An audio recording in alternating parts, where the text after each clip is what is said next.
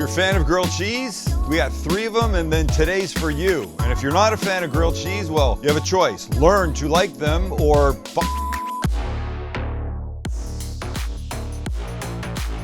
And because I love you guys so much, here's the kind of lineup. We've got a breakfast one, eggs will be involved. There's a lunch one, tuna will be involved, and a dinner one, carnitas will be involved. And they're all gonna be good. Max and I have already had a drag them down, fight them out, shoot them argument about what constitutes a grilled cheese. I believe it's bread and cheese, and whatever else happens, happens. Max believes a grilled cheese, you wanna tell the people? I think it should be mostly cheese. I don't think you can make it into a big cheesy sandwich. Well, we agree to disagree. So I'm doing what I want, but I'm bringing them down a little bit. I'd like to know in the comments what you think. Do you believe it's about a thin little squish kid? Could a grilled cheese be fatter, but still with melty cheese? If it has 75% carne asada, onions, peppers, and then 25% cheese, is it still a grilled cheese? People stopped listening to you 15 minutes ago. Sorry, bud. But we're gonna get going. They're gonna happen fast. Breakfast, now. That's a little bowl,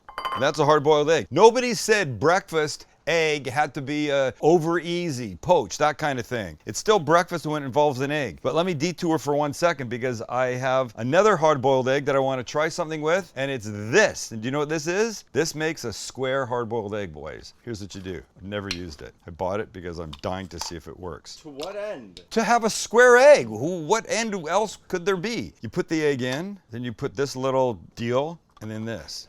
And you turn, and you can watch it squares it up. But the real question is it gonna stay like that? Well, stay tuned. We'll bring this back near the end of the video. Back to our egg. We do this first. We'll just break it up a little bit first with a fork, makes it a little easier. Then we add a little hit of mayo, little green onion diced, a little salt and pepper, a little bit more, and this we will mix. By the way, before my conversation with Max, there was gonna be way more egg. It was gonna be really good. That's still is too much. Don't you worry. You can't put all that. Listen, let me make, I'm not gonna cut an egg in half. Let me make what I need. I'll get it on the bread and we'll be fine from there. I'll determine at the time of placement how much we need. Great, bread time. Here's our bread. We're gonna build like this. Remember, you need a lot of cheese. Right, Max? Right. Eggs need American cheese. Everybody would know that. I'm gonna put a slice and a half on each side. Like that, and like that. Now, I do like it when it pokes out the edges a little bit because that makes for a pretty shot. Right, Max? Right. Boy, are we getting along today. Okay, now I know you're concerned about too much egg. So there, how's that? Is that good? Watch. Too much. Stop it. When it gets on here, you're gonna see, it's gonna be fine. But you gotta have a layer of it. This is basically the perfect amount. I actually would like more, but I'm not gonna have more. You wanna get near the edges so you can see it potentially. So spread it out, and when it's spread, it gets a piece of ham. It's super thin. I would put 2, but you'll cry. There we go. This lid goes on. Oh, mamma mia. That's okay. We could fix like this. Now, for the outside, look, it's a grilled cheese. You have a lot of choices. Butter is the common thing to use. Sometimes mayo is common. In this case, I'm going to use mayo with a little shot of sriracha, just to wake it up a bit. And then you come back in, you mix, and you spread. And when you have good coverage on this first half, we pick it up and we go to the flat top. And mayo side down. You want a little sizzle, you don't want a lot of sizzle. And to ensure that Max gets the flattened, can't tell what's in it, it's just a couple of pieces of bread look, we're gonna put some weights on it, like that. I like using weights in a situation like this because it gives even heat coverage underneath and you get a big, beautiful golden brown all the way across. All right, let's have a little look. It's time.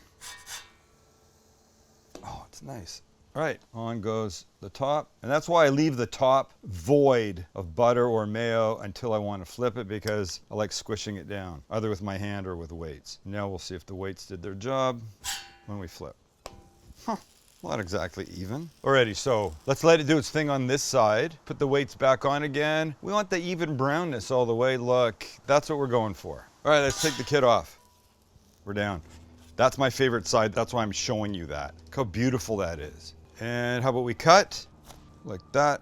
I love it. There's something about the melty gooiness that makes a grilled cheese for me. And this is a perfect example, and this will be the perfect bite. Oh, look at, hey now. Look what's happening here. Shit. The sweet of the brioche is one of the first things you got. It's an amazing breakfast ham, egg, grilled cheese. shit, it's good.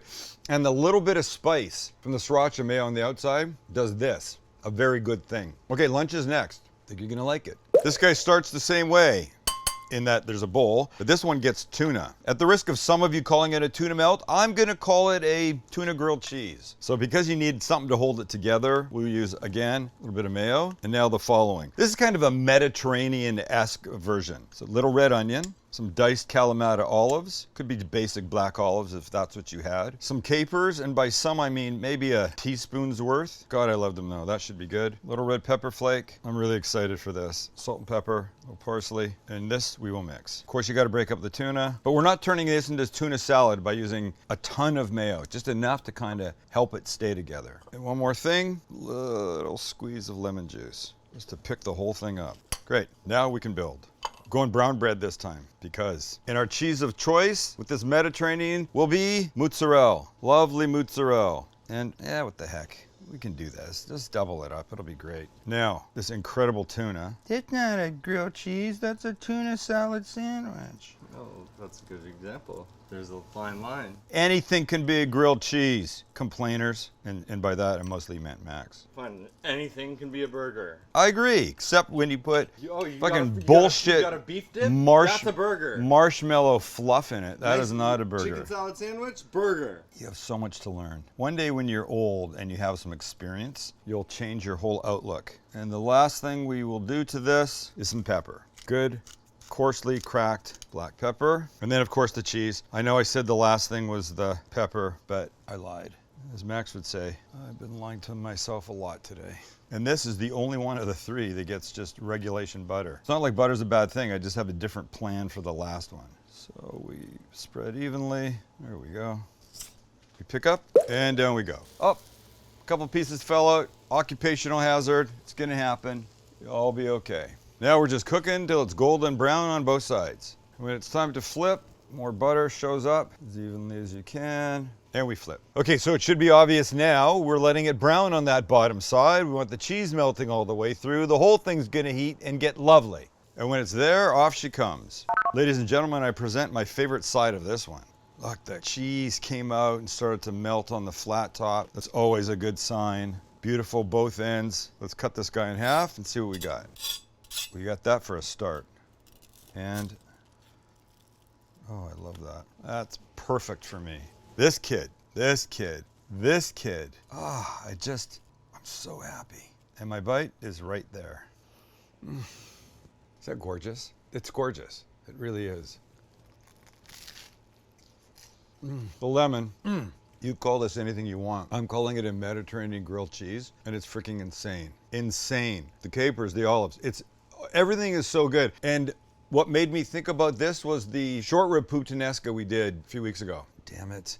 Okay, one more bite. But the next one starts right here in the flat top. Oh, and is it gonna be good? We got two things going on here. The first is gonna be some oil on that side, and then some sliced yellow onion and some poblano peppers. Damn, I'm excited already. These guys need to soften. You do want them definitely softer than where they are now, so give them a couple minutes. Maybe we'll hit them with some water, put the cap on them. Next up, on the other side, again a little oil, and now some leftover carnitas. And whether you make your own, by the way, a couple good recipes at thecookingguy.com, bring some home leftover from a Mexican restaurant visit, or buy it already made in the supermarket. And once you've got it, we just want to flatten it, start to get it crispy, because that's when it really shines. Back to these. We are going to give them a little water. We can do that right now. First a little salt and pepper, and we go like this. Let that steam away, and let's look at this business. Oh, I know it's crispy underneath, so watch. It's a little extra oil for when you flip, and then you go like this. See this? This. That is where we're headed. That is crispy carnitas land. Fuck, that sounded like Guy Fieri for some reason. One thing to do while this is all finishing, we're gonna take our mayo in a little bowl. We're gonna add one thing, some of my beloved squeezed garlic. This gets mixed, and that garlic mayo will go on the outside of the grilled cheese. All right, here we go. First up, our cheese. This is kind of the easiest one of the group, and I'm using pepper jack for just an extra little hit of spice. Now let's just say hello to our onions and peppers. By the way, just an outstanding combination. All right, so after you've got your onions, of course the carnitas are going on top, another layer of cheese on top of that, and our top bread. Followed, of course, by our garlic mayo. When you've got all that, you're ready to hit the flat top. And down we go. A little squish, let it get brown. We'll add more of the garlic mayo and flip it. Time for the flip, so we mayo this top side, and over we go. That to me is a perfect grilled cheese. And we're there, and it's time. And, oh, damn, it's hot. Wow. And that, by the way, is my favorite side. Mind you, the ends are pretty good too. And we cut. And stack. I'll be honest, this is the one I've been looking forward to the most. Crispy carnitas, the soft peppers and onions, and the melty cheese. It's a frickin' dream grilled cheese. Oh yeah.